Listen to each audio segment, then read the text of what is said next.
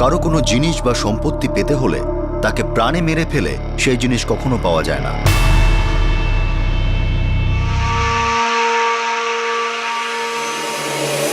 যদি কিছু পাওয়া যায় তাহলে সেটা হলো ধ্বংস, নিজের জীবনের ধ্বংস।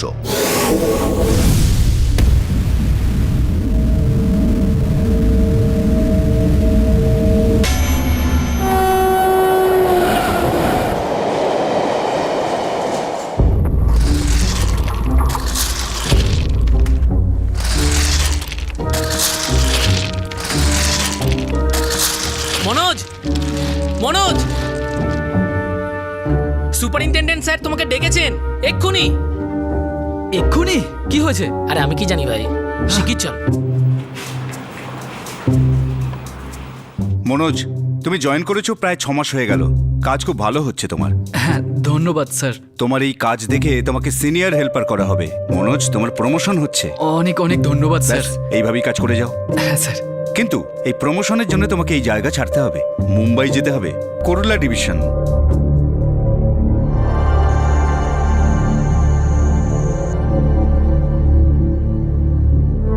এটা তো খুব দারুণ খবর মনোজ। আর বাবা জানো, 6 পে কমিশনের হিসেবে মাইনেও বাড়িয়ে দিয়েছে অনেকটা। আরে বাহ, এটা তো সোনায় সোহাগা। মুম্বাইও যাওয়া হলো আর প্রমোশনও হলো। হ্যাঁ দাদা, একবার তুমি ওখানে সেটেল হয়ে গেলে আমিও মুম্বাই চলে আসব। মুম্বাই যাওয়া আমার স্বপ্ন। তোর স্বপ্ন সত্যি হবে রাকেশ। একটু সেট করে নিতে মাত্র 2-4 মাস লাগবে। তারপর তোদের দুজনকে ডেকে নেবো মুম্বাইতে। আর মা, টাকা প্রত্যেক মাসে আমি পাঠাবো। সেসব তো ঠিক আছে, কিন্তু আমরা চাই না তুমি এত বড় শহরে একা যাও। প্রমিলার বাড়ির লোকজন বিয়ের তারিখ ঠিক করার কথা বলছিল। ওদের কি বলবো? এখন বিয়ে করার সময় কোথায় মা? 7 মিনিট লাগে 7 পাক ঘুরতে, আর তার সাথে 7 জন্মের বন্ধনও তৈরি হয়ে যায়। একদম ঠিক বলছে তোমার মা। তাড়াতাড়ি প্রমিলাকে বিয়ে করে নাও আর যাও না ওর সাথে মুম্বাই। আচ্ছা ঠিক আছে মা, তোমরা যেমনটা চাও। আচ্ছা প্রমিলা, নিজের খেয়াল রাখিস, আর কোনো দরকার হলে তুই আমাকে ফোন করিস। মনোজ, আমার বোনের কিন্তু খেয়াল রেখো। হ্যাঁ দাদা, তুমি একদম চিন্তা করবে না। ওখানে প্রথম থেকে সবকিছু সেট করা আছে। প্রমিলা ওখানে ভালো থাকবে। আর তোরা দুজন শোন, তোরা কিন্তু নিজের কাজগুলো মন দিয়ে করবি। আমি ওদিকটা একটু দেখে নিই, তারপর তোদের মুম্বাইতে ডেকে নেব। দে দে, ভালো থাকিস। তুইও ভালো থাকিস।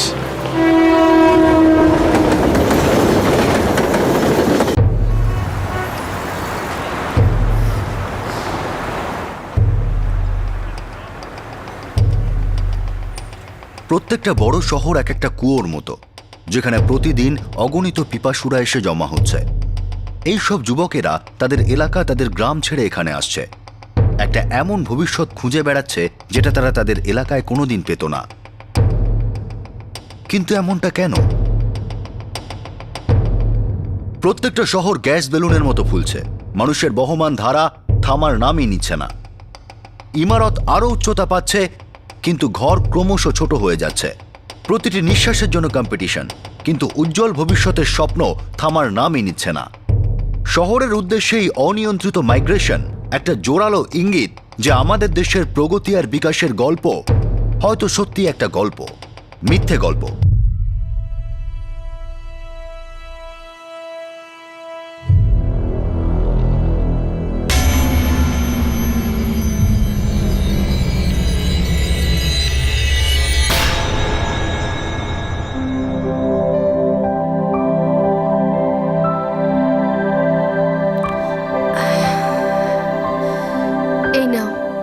ভেন্ডি আছে তোমার পছন্দের, আর শাকও আছে। আরে তুমি এবার এত রান্না করা বন্ধ করো।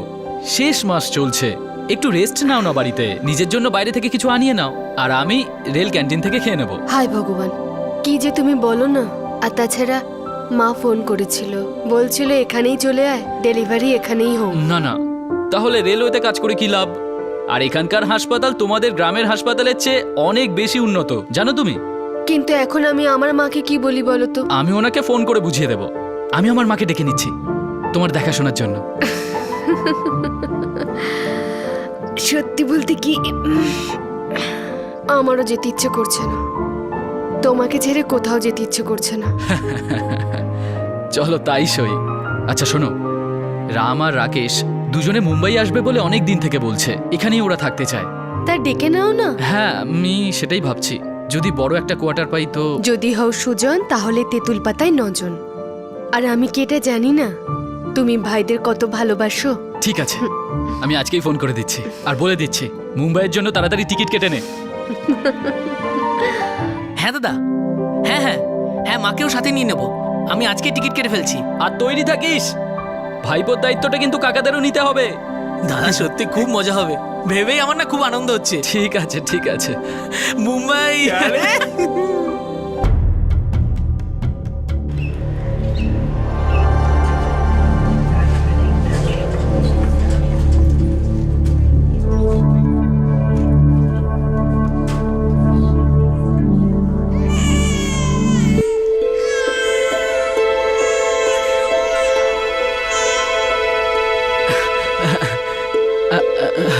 আরে প্রমিলা, এ তো পুরো তোমার মতো হয়েছে, একেবারে জেরক্স। আরে মনে হয় বাবার চশমা লাগানোর সময় হয়ে গেছে। আর এখানে যাকেই জিজ্ঞাসা করো না কেন সেই বলবে তোমারই কপি।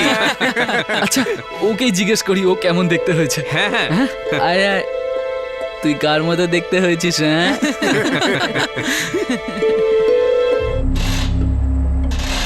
দেখো রাকেশ, এখানে কোনো জায়গা এখন খালি নেই। একটা দুটো তো থাকবেই, আমি কিছু একটা করে নেবো। তা সে যে কোনো পার্ট টাইম কাজ হোক না কেন, তা সে এখানে মেশিন পোছার হোক বা ঝাড়ু দেওয়ারই হোক না কেন, শুধু একটা কাজ চাই দাদা। পাবে, কাজ তুমি পাবে, এত রিকোয়েস্টের দরকারই নেই। যদি কখনো দরকার পড়ে আমি তোমাকে ফোন করে নেব।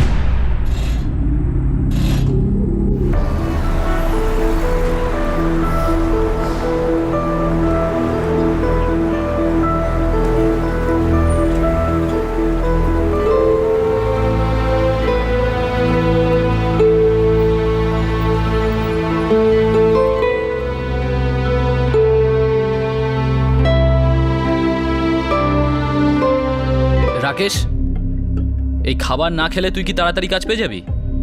দাদা দেখো না, আমিও সপ্তাহখানে ঘুরে বেড়াচ্ছি, কোনো কাজ হাতেই পাচ্ছি না।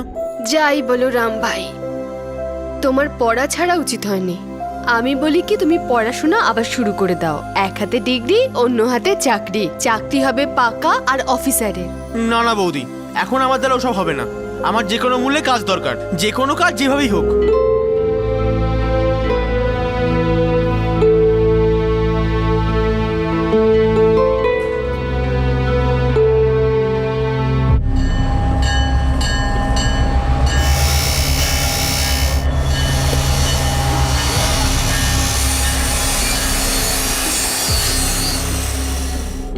দাদা আমাকেও না তোমার এই ইয়ার্ডে একটা কাজ পাইয়ে দাও না। যদি দিতেই পারতাম তাহলে আগে দিয়ে দিতাম না? এটা একটা সরকারি সংস্থা, এখানে প্রত্যেক কটা কাজ এক্সাম দিয়ে পেতে হয়। কিন্তু দাদা কোনো পরীক্ষা না দিয়ে বা বিনা ডিগ্রিরও অনেক কাজ আছে।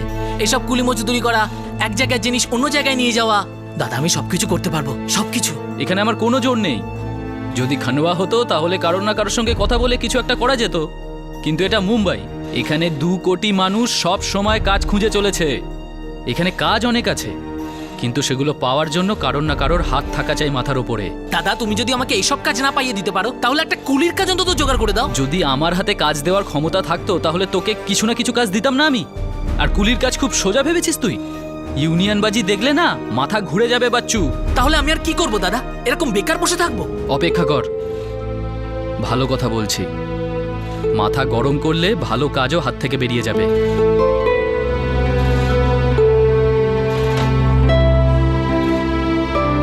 মনোজ মুম্বাইতে ট্রান্সফার হয়ে এসেছিল। ও সেন্ট্রাল রেলওয়েতে সিনিয়র হেল্পারের কাজ করত। একদিক থেকে সিকিউর ছিল, কিন্তু ওর 2 ভাই রাকেশ আর রাম মুম্বাইয়ের জব মার্কেটের গোলকধাঁধায় হারিয়ে গিয়েছিল। প্রতিদিনের মজুরিও তারা প্রতিদিন পাচ্ছিল না। যে কোনো ফিক্সড ক্যারিয়ার, যে কোনো ফিক্সড চাকরি 2 ভাইয়ের সঙ্গে লুকোচুরি খেলছিল। আর মুম্বাই ছেড়ে ফিরে যাওয়ার কথা তারা ভাবতেই পারছিল না, যার কারণে ফ্রাস্ট্রেশন লেভেল অনেক বেড়ে গিয়েছিল।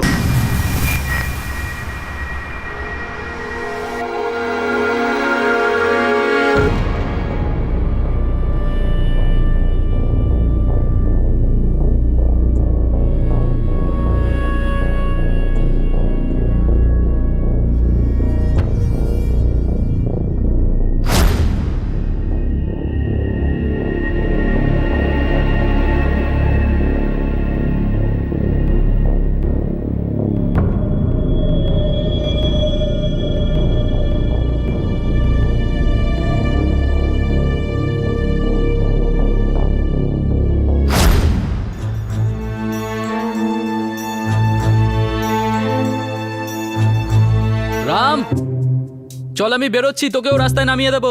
হ্যাঁ দাদা, আসছি। এই যে শোনো, এই দরকারি লিস্টটা নাও মুন্নার জন্য, বাড়ি ফেরার সময় নিয়ে এসো। ঠিক আছে, নিয়ে আসবো। দাদা আমি ready. Best of luck Ram ভাই। থ্যাংক ইউ বৌদি। চলো দাদা।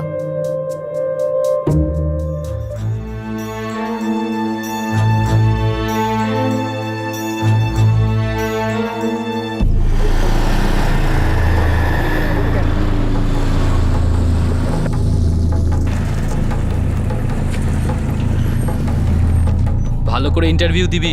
হ্যাঁ দাদা। আর ইন্টারভিউ নেওয়ার সময় ওনারা যদি একটু এদিক ওদিক প্রশ্ন করে, যদি বলে যে এই কাজটা অন্য কাউকে আমরা দিয়ে দেব, তাহলে হাসি মুখে বেরোবি, ঠিক আছে? আরে তুই অন্য কোনো কাজ পেয়ে যাবি।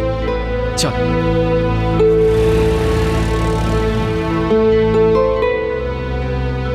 মুম্বাইতে নিজেদের অধিকারের যুদ্ধে সামিল হওয়া দুই ভাই রাকেশ আর রাম, আর তাদের সাপোর্ট করছিল বাবার মতো স্নেহশীল বড় দাদা আর মায়ের মতো স্নেহময়ী বৌদি।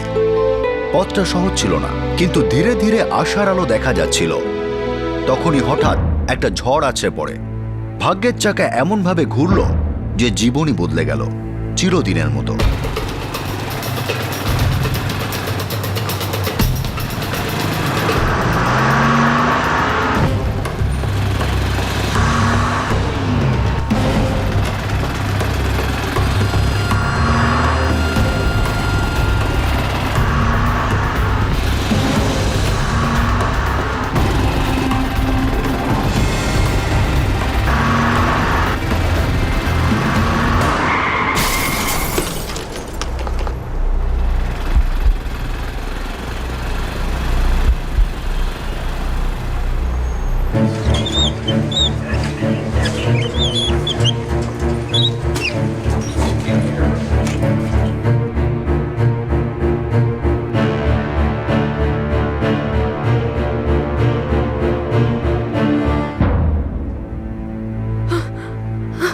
ডাক্তারবাবু, দেখুন অবস্থা খুব একটা ভালো নয়, ক্রিটিক্যাল কেস, রিডে কম্পাউন্ড ফ্র্যাকচার রয়েছে।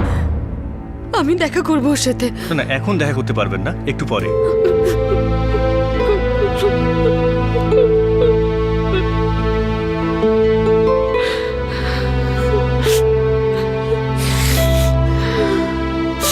বৌদি, এবার তুমি বাড়ি ফিরে যাও, আমরা আছি তো এখানে, আমরা সব সামনে নেব। যতক্ষণ না ওর সাথে দেখা হচ্ছে আমি এখান থেকে কোথাও যাব না। বৌদি, দাদার যখন জ্ঞান ফিরে আসবে আমরা নিজেরাই তোমায় খবর পাঠাবো।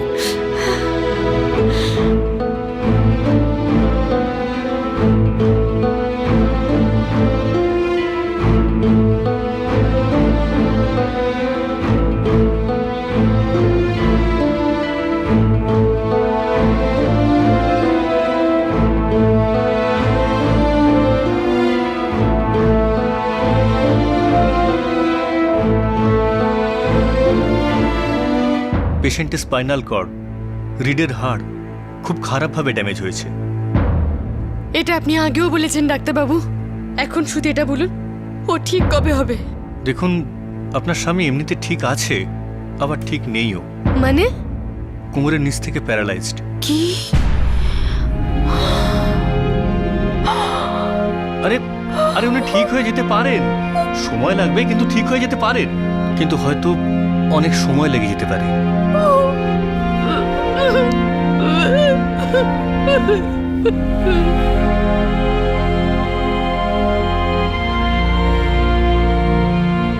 খবরটা আমি পেলাম মনোজ, খুব খারাপ লাগছে। কি বলবো স্যার, গাড়িটা এমন টার্ন নিল, এবার তো মনে হচ্ছে আমার জীবনটাও টার্ন নেবে। হঠাৎ করে সামনে ট্রাক চলে এলো। ঠিক আছে, জীবন আছে যখন চেষ্টা করতে হবে। বিশ্রাম করো, আমি আবার নিশ্চয়ই আসবো। না না, তুমি কোনো টেনশন করো না, সব ঠিক হয়ে যাবে। প্রমিলা, তোমার স্বামী মনোজকে ইয়ার্ডে সবাই খুব ভালোবাসে। দেখো, তুমি কোনো ব্যাপারে চিন্তা করো না একদম। মনোজের চিকিৎসায় কোনো রকম কোনো খরচ হবে না। রেলওয়ে হসপিটাল আমাদের মতো লোকেদের জন্যই আছে তো, তাই না? আর হ্যাঁ, মনোজের মাইনে, পুরো মাইনের টাকাটা মাসের শেষে তোমার হাতে পৌঁছে যাবে। সবকিছু আগের মতোই।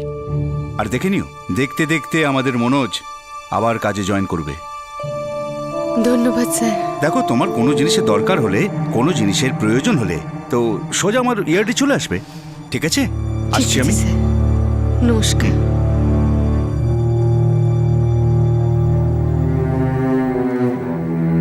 দাদা, ওই বাবাকে তাড়াতাড়ি বাড়ি ফিরতে হলো। ওনার গ্রামে জরুরি কাজ পড়ে গেছিল। ঠিকই করেছে। বাচ্চাকে কি বাড়িতে রেখে এসেছো? সন্ধেবেলায় আসবে দেখা করতে। আমার জন্য তোমার খুব কষ্ট হচ্ছে না প্রমিলা? হ্যাঁ, খুব কষ্ট হচ্ছে তোমার জন্য। তুমি না কি যে সব ভুলে যাও না, ব্যাস শুধু আরাম করবে। নাও জল খাও। আর যদি আমার কাছেও কাজ থাকতো, আমিও তোমাকে সাহায্য করতে পারতাম। আমি তো এখানে বোঝা হয়ে রয়ে গেছি। কি রাকেশ ভাই, আবার তুমি ওইসব কথা বলছো? রাকেশ, এরম করে আর কখনো বলবি না। এই বোঝা হয়ে থাকার কথা একটু বাজে সময় চলছে। সব ঠিক হয়ে যাবে। আমি একবার ঠিক হয়ে যাই, তারপর তোমাদের দুজনের চাকরির আমি করে দেব। জুগলেকার বাবু আমার কাজে ভীষণ খুশি। কোনো না কোনো কাজ পাইয়েই দেবেন তোদেরকে।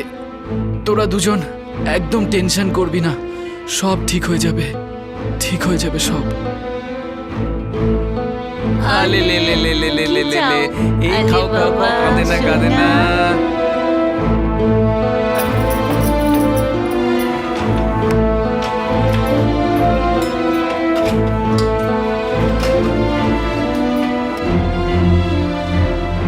মা, হ্যাঁ, আমি হসপিটালে যাচ্ছি। প্রমিলা, হ্যাঁ দাদা। আমার আজ দুপুরেই ট্রেন। বাড়ির সবাইকে আমার প্রণাম জানিও। দেখ, না করিস না, রেখে দে, কাজে লাগবে। আসছি।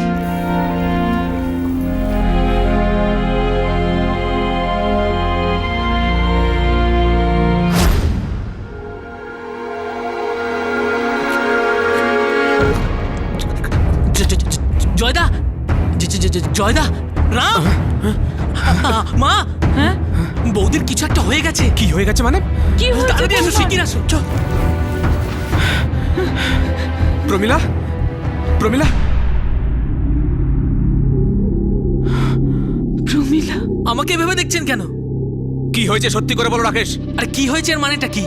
আমি বাথরুম থেকে বাইরে এলাম, দেখলাম বৌদি এভাবে পড়ে আছে। তারপর আমি গিয়ে আপনাদের ডেকে আনলাম।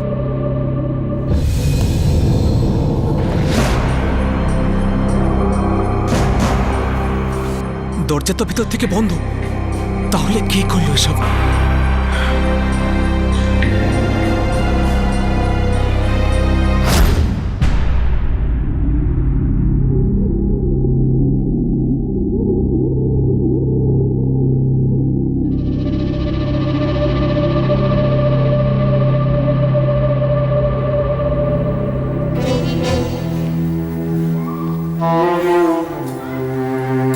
প্রমিলা, 4 মাস হয়ে গেল, আমার শরীরের একটু উন্নতি হলো না।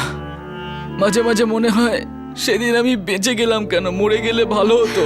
ভগবানের দোহাই এরকম কথা বলো না। ডাক্তারবাবু তো বলেছেন যে একটু সময় লাগবে, আর তারপর তুমি আবার আগের মতো হয়ে যাবে। এটা ওষুধের লিস্ট, 8 ঘন্টার মধ্যে চাই।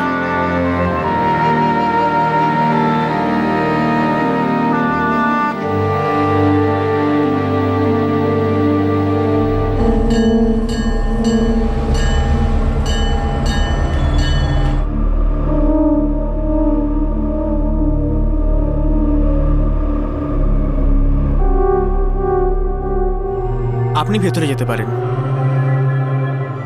প্রমিলা, এই অবস্থায় আমি তোমার স্বামীর জন্য যা কিছু সম্ভব সবকিছু করছি। ওর মাইনেতে কিছুতেই কুলোতে পাচ্ছি না। ঘরে ছোট বাচ্চা আছে, ওর 2 ভাই আছে, মা আছে, আর তার উপর নার্স মেডিসিনের লম্বা লিস্ট দিচ্ছে। আমি হসপিটালের সাথে কথা বলে ওষুধপত্র বিনা পয়সায় দেবার চেষ্টা করব। Thank you sir. দেখো প্রমিলা, টাকার প্রয়োজন হলে আর একটা উপায় আছে। যদি ইন্টারেস্টেড হও তো বলো। কি করতে হবে স্যার?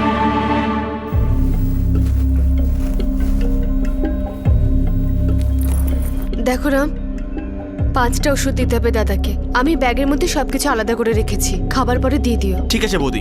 আচ্ছা মা, হ্যাঁ আমি আসছি। সাবধানে যাবি, হ্যাঁ? ঠিক আছে। যা। বৌমা, হ্যাঁ তুমিও খেয়ে নাও। খাচ্ছি মা, প্রথমে মুন্নাকে খাইয়ে আচ্ছা ঠিক আছে, যাও, খাওয়াটা শেষ কর। না না, ওলে ওলে ওলে ওলে বাবা, এই যে যে যে নাও নাও নাও নাও নাও, এই তো শোনাই।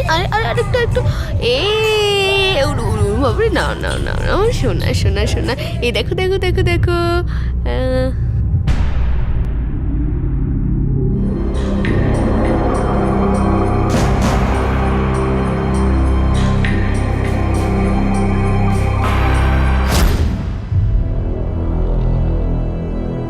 হতে পারে রাতের বেলা বৌদির কিছু একটা হয়েছিল, কোনো মেন্টাল শকটক লেগেছিল বোধহয়, আর সেই কারণেই হয়তো আত্মহত্যা করে ফেলেছে। আমার বোন কখনো আত্মহত্যা করতে পারে না। আরে তার জন্য তো কোনো কারণ থাকবে। আমার বোন খুন হয়েছে। আর কি ভুলভাল বকছেন আপনি? কোনটা ভুলভাল আর কোনটা ঠিক সেটা পুলিশই বলবে।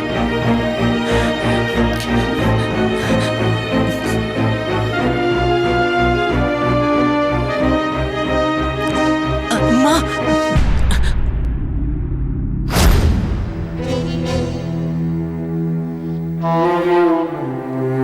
দেখুন, 8 মাস হয়ে গেল, মনোজের অবস্থার কোনো ইমপ্রুভমেন্ট নেই। উপরন্তু সারাদিন বিছানায় শুয়ে শুয়ে মনোজের পিঠে ঘা পর্যন্ত হয়ে গেছে। এখন আপনাদের মন শক্ত করে এটাই মেনে নিতে হবে যে কি ডাক্তারবাবু? মনোজ এখন এরকমই থাকবে, আর ওর পিঠের ওই ঘা ওকে খুব কষ্ট দেবে।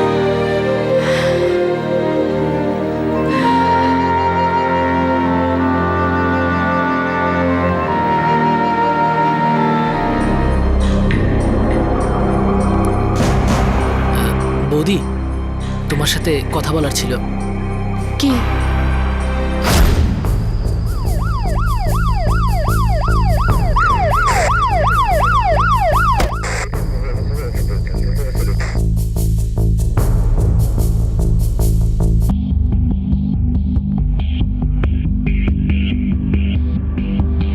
স্যার, দরজা ভিতর থেকে বন্ধ ছিল। স্যার, যখন আমি বাথরুম থেকে বাইরে বেরোলাম, আমি দেখলাম যে বৌদি এখানে অদ্ভুতভাবে পড়ে রয়েছে। তারপর আমি কাছে গিয়ে দেখলাম, তো মনে হলো কিছু একটা নিশ্চয় হয়েছে। তারপর আমি সবাইকে জাগিয়ে দিলাম আর এখানে ডেকে আনলাম। Sir 1 minute. স্যার, একটু গন্ডগোল আছে। বডি পোস্টমর্টমের জন্য পাঠিয়ে দাও। আপনাদের সবাইকে এক্ষুনি পুলিশ স্টেশন যেতে হবে।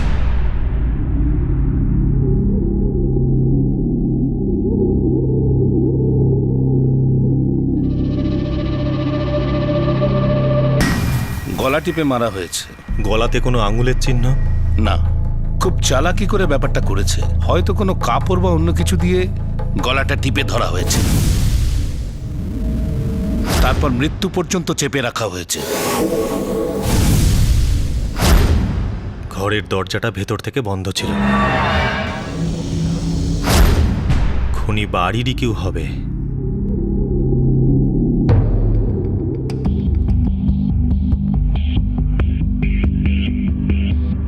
স্যার, আমার বোন খুব সাহসী মেয়ে ছিল, আর আমি জোর দিয়ে বলতে পারি যে ও কখনোই আত্মহত্যা করতে পারে না। মানে অন্য কেউ ওকে খুন করেছে? কেউ বৌদিকে কেন মারবে স্যার? আমাদের বাড়িতে ওনাকে খুব সম্মান করা হতো, আর ওনাকে মেরে কারোর কি লাভ হতে পারে স্যার? আমার মনে হয় স্যার, হতাশ হয়ে উনি নিজেই আত্মহত্যা করে ফেলেছেন। এতটা হতাশ হওয়ারও একটা কারণ থাকতে হবে। স্যার, 2 দিন আগে ওনার স্বামী মানে মনোজ দাদা মারা গেছেন।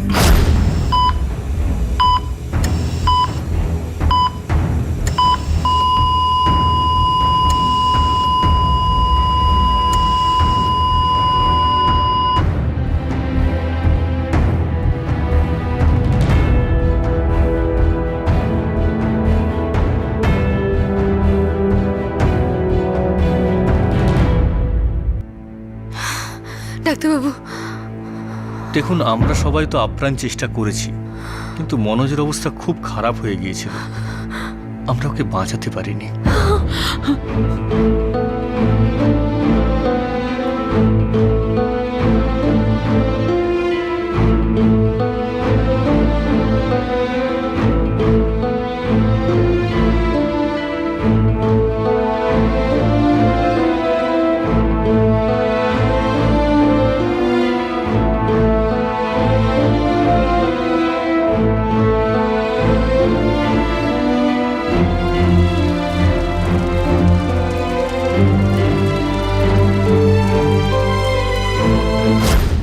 লোকটা মিথ্যে কথা বলছে স্যার।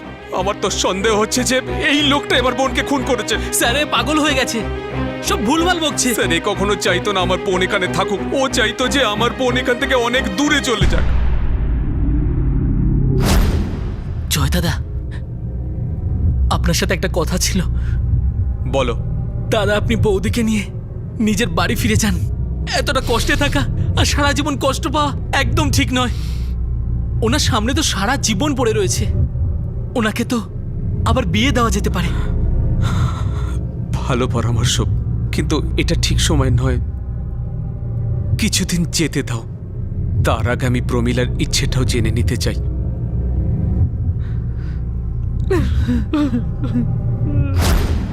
স্যার, আমি বৌদির ভালোই চাইতাম। আমি চাইতাম দ্বিতীয়বার উনি সংসার পাতুক, উনি আবারও সেটেল হয়ে যাক। এতে অপরাধ কোথায় স্যার? এই লোকটা মিথ্যে কথা বলছে স্যার। এর মনে ওই সময় থেকে কোনো গেম চলছিল। কেমন গেম? দাদা, এই রাকেশ ভাই ঠিক নয়, খারাপ উদ্দেশ্য আছে ওর। পরিষ্কার করে বল, কি বলতে চাইছিস? ও বহুদিন ধরে চাইছে যে আমি এই বাড়ি থেকে চলে যাই। মনোজ মারা যাবার আগে থেকেই ও এটা চাইছিল। এ কি বলছিস তুই? বৌদি, তোমার সাথে কথা বলার ছিল। কি? তুমি না তোমার নিজের বাড়িতে ফিরে যাও। দাদা এবং মুন্নাকে রাম আর আমি মিলে সামলে নেব। কি সব উল্টোপাল্টা কথা বলছে রাকেশ ভাই? আমি আমার স্বামী আর বাচ্চাকে ছেড়ে কিভাবে যেতে পারি? বৌদি, কি কথা বলছো তুমি? কেন বুঝতে পারছো না? আমাদের আগামী দিনগুলো কঠিন হতে চলেছে বৌদি, আর এখানে থেকেও তুমি বিশেষ কিছু করতে পারবে না। রাকেশ ভাই, তোমার কি উদ্দেশ্য? পরিষ্কার করে কেন বলছো না যে তুমি ঠিক কি চাইছো?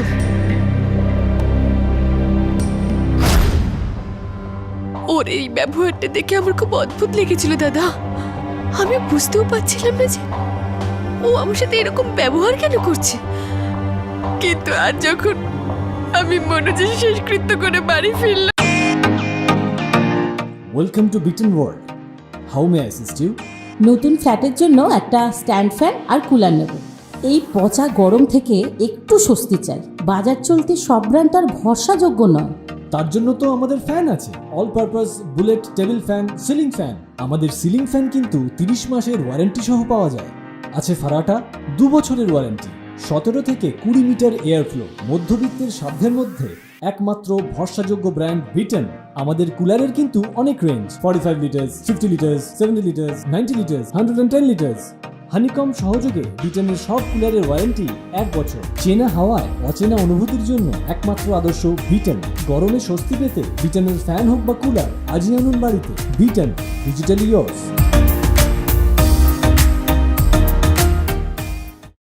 তখন সবকিছু পরিষ্কার হয়ে গেল আমার কাছে দাদা। আমি জানতে পারলাম ও আমার কাছে ঠিক কি চাইছে। কি চাই ও? বৌদি, অন্তত এবার নিজের বাড়িতে ফিরে যাও। তুমি ঠিক কি চাইছো রাকেশ ভাই? বৌদি, যদি তুমি বাড়ি ফিরে যাও, আমাদের মধ্যে যে কোনো একজন মনোজদার চাকরিটা পেয়ে যাবে। এতে পুরো পরিবারটা বেঁচে যাবে। বৌদি, তোমারও ভালো হবে। আমার শুধু মনোজদার চাকরিটা চাই। কান খুলে শুনে রাখো। রেলওয়েতে বা অন্য কোনো সরকারি চাকরিতে যখন কোনো কর্মীর দুর্ঘটনা বা অন্য কোনো কারণে হঠাৎই মৃত্যু হয়, তখন তার মাইনের অনুযায়ী অন্য চাকরি তার সবচেয়ে নিকটবর্তী আত্মীয়কে অফার করা হয়। এই কেসে মনোজের খারাপ অবস্থাকে মাথায় রেখে রেল কর্তৃপক্ষ তার স্ত্রী প্রমিলাকে আগে থেকেই চাকরির অফার দিয়েছিল, যখন মনোজ বেঁচে ছিল কিন্তু বিছানা থেকে উঠতে পারছিল না। দেখো প্রমিলা, টাকার প্রয়োজন হলে আরেকটা উপায় আছে। যদি ইন্টারেস্টেড হও তো বলো। কি করতে হবে স্যার? দেখো, আমরা দুজনেই জানি যে মনোজের শরীর রাতারাতি খুব ভালো হয়ে যাবে না, তাই না? আর এটাও হতে পারে যে ও হয়তো কখনোই ঠিক হবে না। তো এই মুহূর্তে আমি তোমার জন্য এইটা করতে পারি যে তোমার নাম রেলওয়ের চাকরির জন্য প্রপোজ করব। আপনি বড় মনের মানুষ স্যার। এতে আমার আর আমার পরিবারের খুব সুবিধা হবে স্যার। কিন্তু স্যার, আমি জানি না আমি এই চাকরিটা করতে পারবো কি না। অবশ্যই করতে পারবে। তুমি নিজের পরিবারকে এত ভালোবাসো, তো কাজটাও তুমি তাড়াতাড়ি শিখে যাবে। এই ফর্মটা নাও, মন দিয়ে পড়ে এটাকে ফিল আপ করে দিও।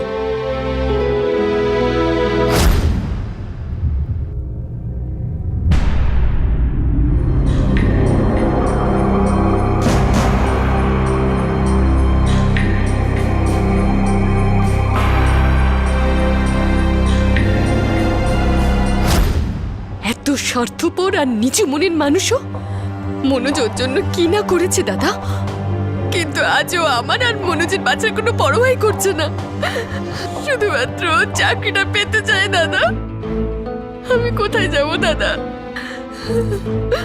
মুন্নাকে আমি কি করে বড় করব দাদা?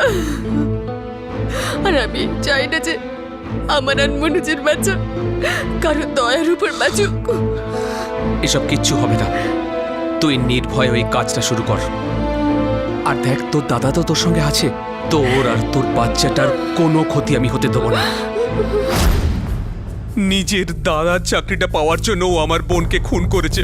ওই চাকরিটা তো আগেই পেয়ে গিয়েছিল, আর এটাই ও সহ্য করতে পারেনি স্যার।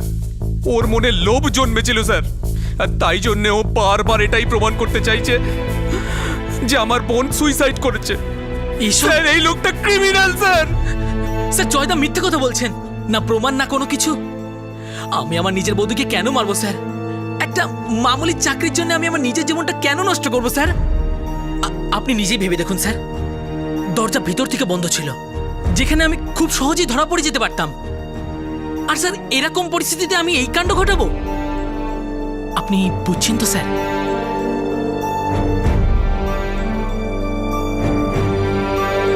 পীড়িত প্রমিলার বড়দা জয় বারবার প্রমিলার দেওর রাকেশের বিরুদ্ধে অভিযোগের আঙুল তুলছিল, আর উপস্থিত প্রমাণও রাকেশের দিকে ইঙ্গিত করছিল। কিন্তু রাকেশ জোর গলায় এই অভিযোগকে অস্বীকার করছিল। ও একটাই কথা বলে চলেছিল যে ওর বৌদি আত্মহত্যা করেছে। অবশেষে রাকেশের ছোট ভাই প্রমিলার সবচেয়ে ছোট দেওর রাম ভেঙে পড়ে, আর সেই কেসের সব জট খুলে দেয়। রাম, তোমার দাদা অনেক পরিশ্রম করে তোমাদের পরিবারের সকলের চাহিদা মেটাতো। দাদার মৃত্যুর পর বৌদি তোমাদের সকলকে মায়ের স্নেহ দিয়েছে। তার কাঁধের ওপর বাচ্চাকে মানুষ করার দায়িত্ব ছিল। তোমার মনে হয় উনি সুইসাইড করেছেন? রাকেশ দাদা আর আমি বৌদিকে অনেক বোঝানোর চেষ্টা করেছিলাম যে উনি এই শহরে একা এই চাকরি বাকরি করে মুন্নাকে বড় করতে পারবে না। এই শহর শিয়াল কুকুরের মতো ওদের দুজনকে ছিঁড়ে খেয়ে ফেলবে, কিন্তু আমাদের কোনো কথাই শুনছিল না। বৌদি, আমি আর রাম চাকরির জন্য 1 বছর ধরে হন্যে হয়ে ঘুরে বেড়াচ্ছি। শুধু এই একটা সুযোগ পাওয়া গেছে, যদি আমি এই চাকরিটা পেয়ে যাই তাহলে আমি কোথাও না কোথাও রামকেও ফিট করে দেবো। বৌদি, আমি কথা দিচ্ছি আমি মুন্নাকে নিজের ছেলের মতো মানুষ করব। আর তুমি, তোমার কাছে তো সারা জীবন পড়ে আছে, তুমি তো নতুন করে শুরু করতে পারো। তুমি তো দ্বিতীয়বার বিয়েও করে নিতে পারো। রাম আর রাকেশ দুজনে মুম্বাই আসবে বলে অনেক দিন থেকে বলছে, এখানেই ওরা থাকতে চায়। তা ডেকে নাও না। যদি বড় একটা কোয়ার্টার পাই তো। যদি হও সুজন, তাহলে তেঁতুল পাতায় 9 জন। আমি আজকেই ফোন করে দিচ্ছি আর বলে দিচ্ছি মুম্বাইয়ের জন্য তাড়াতাড়ি টিকিট কেটে নে। তোমাদের দাদা সবসময় তোমাদের কথা চিন্তা করত, খুব ভালোবাসতো তোমাদের, কিন্তু আজ যখন ওর চিন্তা পুরোপুরি নেভেওনি, তোমাদের দুজনের ও চাকরির উপর নজর। বৌদি, যদি আমরা নজর না দিই না তাহলে অন্য লোক ছিনিয়ে নিয়ে যাবে। এটা মুম্বাই বৌদি, এখানে কেউ কারোর জন্য থেমে থাকে না, বুঝলে? এটা আমার বা তোমার গ্রাম নয় যে সাহায্যের জন্য সমস্ত গ্রাম উঠে পড়ে লেগে যাবে। আর তুমি তো এখানে টিকতেই পারবে না, গ্যারান্টি দিচ্ছি টিকতে পারবে না। তার উপর চাকরিও করবে, আবার বাচ্চাকেও সামলাবে। পাগল হয়ে যাওনি তো? পাগল তো তোমরা হয়ে গেছো, লোভে পাগল হয়ে গেছো। আরে আমার কথা তোমাদের চিন্তা করতে হবে না, আমার কাছে আমার স্বামীর ভালোবাসা আছে, শক্তি আছে, আর হিম্মত আছে। যেমন করেই হোক আমি মুম্বাইতে থাকবই। তোমরা দুজন এখান থেকে যাও আর নিজেদের জন্য কিছু করার চিন্তা করো।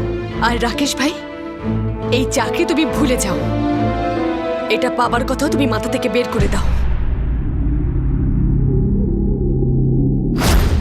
তোমার দাদা রাকেশ তোমার বৌদি মানে মনোজের স্ত্রী প্রমিলার হত্যা করেছে, হ্যাঁ কি না?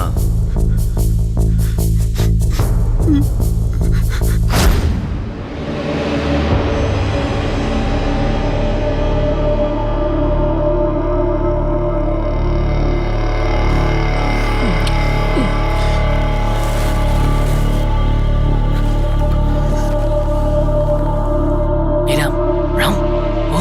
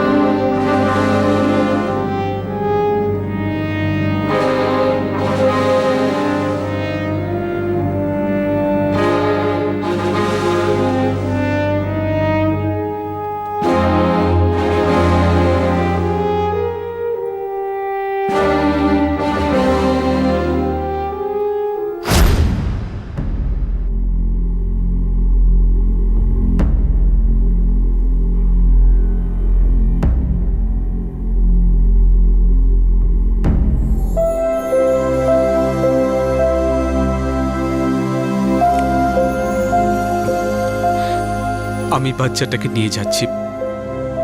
এখন থেকে এর দায়িত্ব আমার।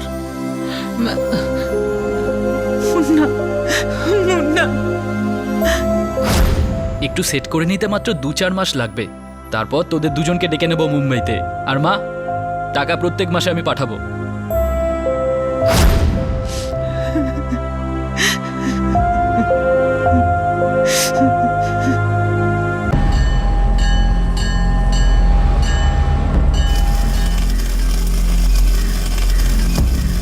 মনোজের চাকরি এখন অন্য ব্যক্তিকে দিয়ে দেওয়া হয়েছে, যার সাথে মনোজের কোনো সম্পর্ক নেই। রাকেশের বিরুদ্ধে আইপিসির 302 ধারা অনুযায়ী হত্যার চার্জ দেওয়া হয়েছে। মুম্বাইয়ের কুর্লা সেশন কোর্ট রাকেশকে যাবজ্জীবন কারাদণ্ড দেয়। রাকেশ মুম্বাই হাইকোর্টে এই সিদ্ধান্তকে চ্যালেঞ্জ করে। আর রাম, যেহেতু সে হত্যার সময় নাবালক ছিল, তাই তাকে কারেকশনাল হোমে পাঠানো হয়। বড় শহরে টিকে থাকার কিছু গুরু মন্ত্র আছে, আর সবচেয়ে প্রয়োজন হলো প্র্যাকটিক্যাল হওয়া।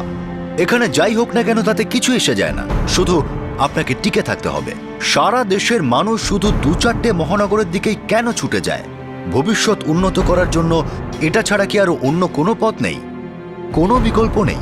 শহরের অধিবাসীরা যখন কোনো সুন্দর গ্রামে যান, তখন মুক্ত বাতাসে শ্বাস নিতে নিতে তাদের মুখ থেকে এই কথাটা বেরিয়েই পড়ে, বাহ, এই হলো সত্যিকারের জীবন।